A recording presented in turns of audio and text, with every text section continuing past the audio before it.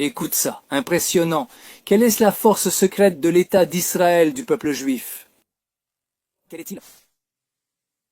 Que dis-tu? Je te dis ce que je crois.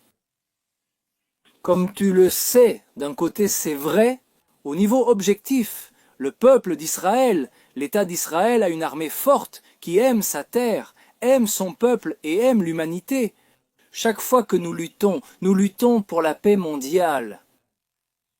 La guerre actuelle oppose le bien et le mal. Comme tu le sais, les Arabes de Hamas ont commis un massacre en Israël et le peuple d'Israël s'est levé sur la terre d'Israël. Aussi le monde entier, tant le peuple d'Israël en diaspora, en exil, dans les nations du monde, ainsi que les non-juifs qui aiment Israël. Ils se sont levés pour dire qu'il faut mettre fin à cela et que le bien triomphe du mal. Est-ce ainsi?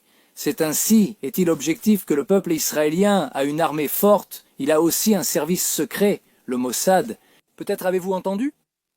C'est-à-dire, nous avons beaucoup d'outils à un niveau objectif, mais notre force est, notre véritable force, beaucoup plus réelle. Bien que ce soit une force très importante, celle que nous avons mentionnée au niveau du pays, au niveau de l'armée, au niveau du service secret, bien sûr, mais il y a une force beaucoup plus réelle. Je vais te le dire. C'est écrit dans le livre d'Isaïe, je le dis en hébreu biblique, puis je le traduis en tiraille. Xaxé, saxé, n'aie pas peur, vers de Jacob. Cela attire vraiment l'attention, comme n'aie pas peur, vers de Jacob. Nous sommes le peuple d'Israël, le peuple de Dieu. En hébreu, Jacob est Israël. Dieu change le nom de Jacob en Israël. Par conséquent, nous sommes le peuple d'Israël, les enfants des 12 tribus qui sont issues de Jacob. Et nous sommes le peuple d'Israël, le peuple de Jacob. Et pourquoi? La ressemblance entre nous et un ver est assez surprenante. Maintenant, écoute ce que disent nos sages. C'est impressionnant, un ver, sais-tu où il tire sa force? Dans sa bouche? Comme tu le sais, comme c'est là, il y a des endroits dans le monde où il y a des arbres géants. Imagine, ferme les yeux, pense à un tronc géant, un arbre géant, mais ancien. Un arbre très très ancien qui tout à coup vacille et se brise. Les gens ne comprennent pas comment il s'est brisé. Ensuite, ils enquêtent et découvrent ce qu'il s'est avéré être. Il avait des vers qui le rongeaient de l'intérieur, le rongeaient pendant de nombreuses années, et ces vers ont fait que cet arbre incroyable se brise. Pensez au tronc de cet arbre. Combien de vers peuvent être des millions de vers? Mais le ver étant persévérant avec sa bouche, tac, tac, tac, tac, tac. Un jour, 2 jours, 3 jours, 1 mois, 1 an, 2 ans, 10 ans, 20 ans, je ne sais pas combien de temps il faut, il arrive un moment où l'arbre se brise. Par conséquent, la force de la bouche est la force du peuple. Israël, que faisons-nous avec la bouche? Nous prions Dieu, nous bénissons nos amis, nous bénissons les nations du monde. Comme Dieu l'a promis à Abraham que toutes les nations du monde vont être bénies, à travers lui, à travers nous, à travers ses enfants. C'est-à-dire, toute personne intelligente qui croit en la Bible, la première chose qu'elle devrait vouloir, c'est que nous, le peuple de Dieu, le peuple israélien, réussissions. Pourquoi? Parce que nous apportons des bénédictions au monde.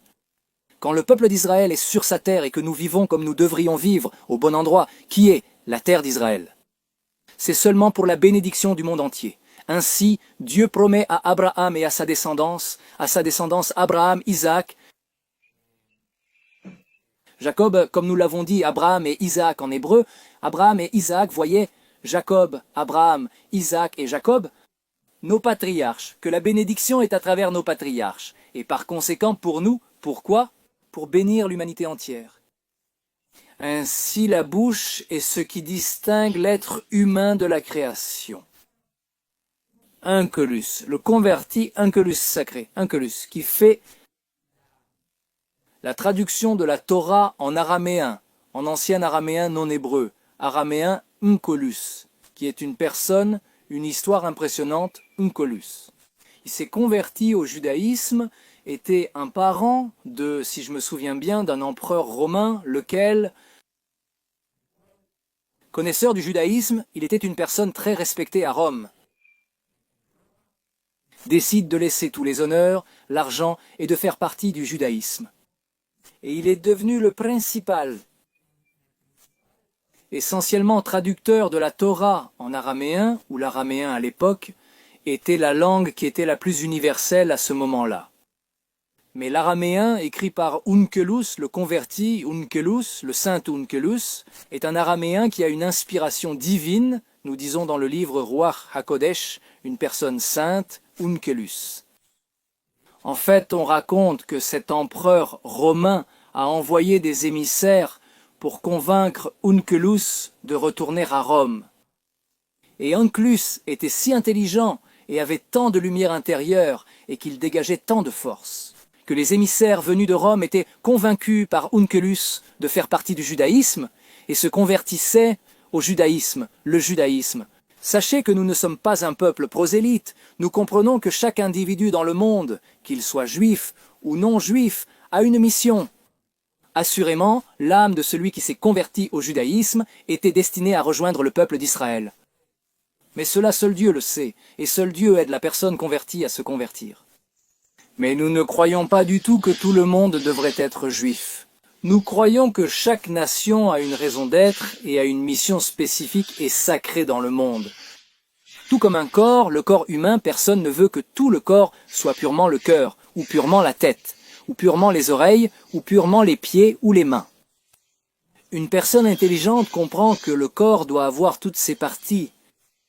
Et la bonne coordination de toutes ces parties, la conjonction de toutes ces parties, forme un bon corps qui fonctionne, comme si Dieu le veut, comme il se doit, et ainsi le peuple juif. Nous comprenons que toutes les nations sont comme un grand corps, dans lequel nous venons tous à la volonté de Dieu, nous venons tous à la volonté de Dieu avec joie et bon cœur. Et Onkelos, sûrement quand il venait, disait « Ne retourne pas à Rome ». Il disait « Non, regarde, je crois cela sérieusement ».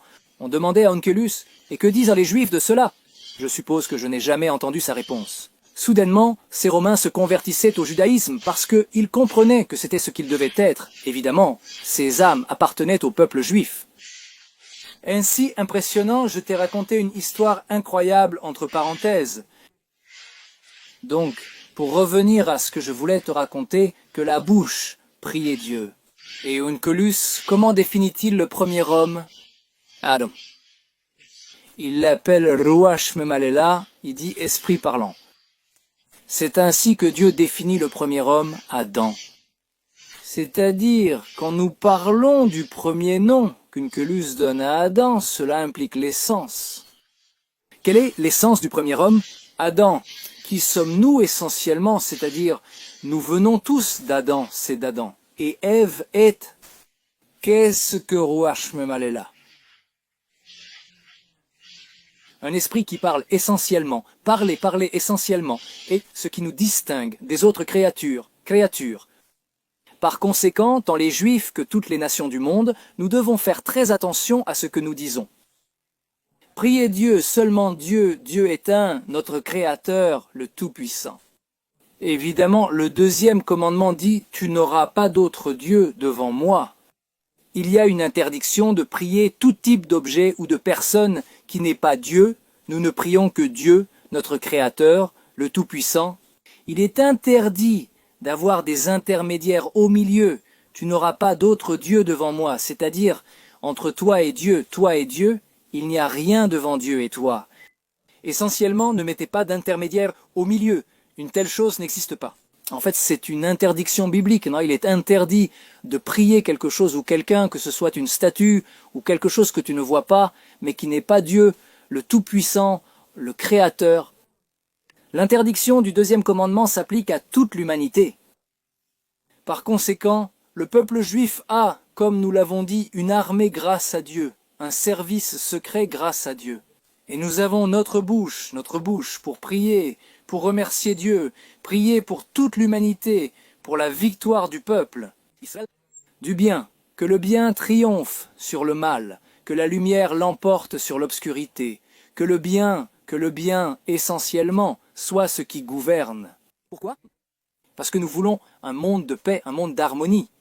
Sache que les extrémistes du Hamas ou de tout type de groupe islamique extrémiste, leur objectif est d'éliminer tout.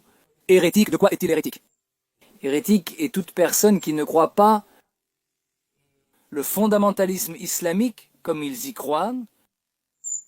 Le fondamentalisme islamique comme ils y croient est d'une forme très spécifique qui inclut, entre eux, il y a des discussions et il y a beaucoup de bagarres. Qui est le vrai islamique? Par conséquent, si tu es d'une certaine religion, que tu ne sois pas islamique comme ils pensent que tu devrais l'être. Tu peux être un islamique pacifiste parfait. Tu veux la paix et l'harmonie. Parfait. Mais si tu es comme ça, tu es sur leur liste noire. Si tu es catholique, tu es sur leur liste noire. Si tu es juif, tu es évidemment sur leur liste noire. Que ce soit du Hamas ou du Hezbollah, n'importe quel type de groupe terroriste, c'est-à-dire leur objectif est essentiellement de rendre tout le monde islamique selon leurs principes extrémistes de terrorisme. Il faut donc savoir que c'est une guerre mondiale des idées. Le peuple juif veut vaincre pour qu'il y ait la paix dans le monde et la bénédiction dans le monde. Que nous fassions la correction tikkun olam, comme on dit en hébreu. Que nous fassions le bien dans le monde. La volonté de Dieu avec un bon cœur et de la joie. L'union est une autre arme du peuple juif. Je vais te montrer quelques photos pour illustrer cela. Le peuple juif est venu de différents endroits du monde. Voici une photo de juifs du Yémen, juifs de Chémen, ici juifs d'Éthiopie, juifs d'Éthiopie. Je viens d'Amérique du Sud, de chaque coin du monde. Les juifs rentrent chez eux. C'est une bénédiction pour le monde entier, comme vous pouvez le constater ici. À la fête de Soukkot, à la fête des cabanes, au mur des lamentations, le peuple d'Israël priant Dieu avec les 4 arbat aminim, les 4 épices de Soukkot, les fêtes des cabanes, et c'est l'union. Ici, il y a sûrement des juifs de partout. Peut-être y a-t-il des gens des nations qui aiment Israël, qui observent cette scène impressionnante. Le mur des lamentations, Oskiba, Information Technology, Beit Fila, et ce qu'il fera pour moi, c'est écrit pour moi. Dieu dit que le Beit Hamikdash, le saint tremblement à Jérusalem, dit est une maison de prière pour toutes les nations. Pense-t-il au jour du roi Salomon? Les nations apportaient des offrandes et il y avait la paix dans le monde et une abondance matérielle et spirituelle impressionnante. Nous voulons être au-dessus de ces jours, encore mieux qu'à ces jours-là. Imaginez les gens des nations demandant conseil au roi Salomon, le sage, le plus sage de toute l'histoire, je demande conseil ainsi. Harmonie et amour dans le monde entier, c'est ce que nous voulons, et encore plus. Ici, regardez. 2 soldats de l'armée israélienne mettant des phylactères téphilins au mur des lamentations. Et ainsi,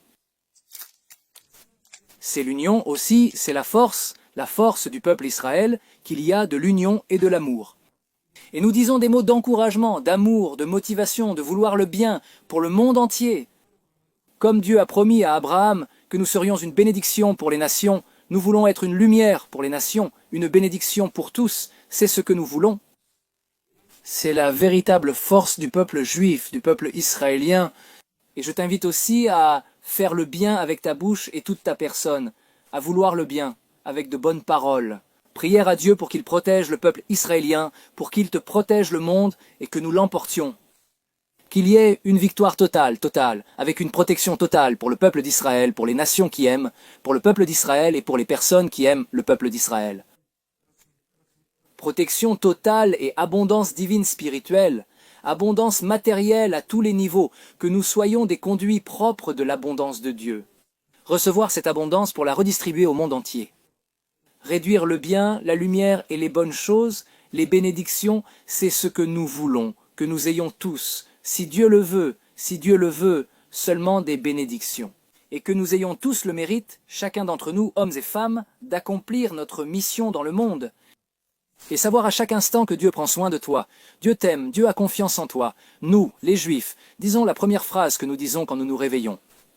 Nous remercions Dieu parce qu'il nous donne l'âme.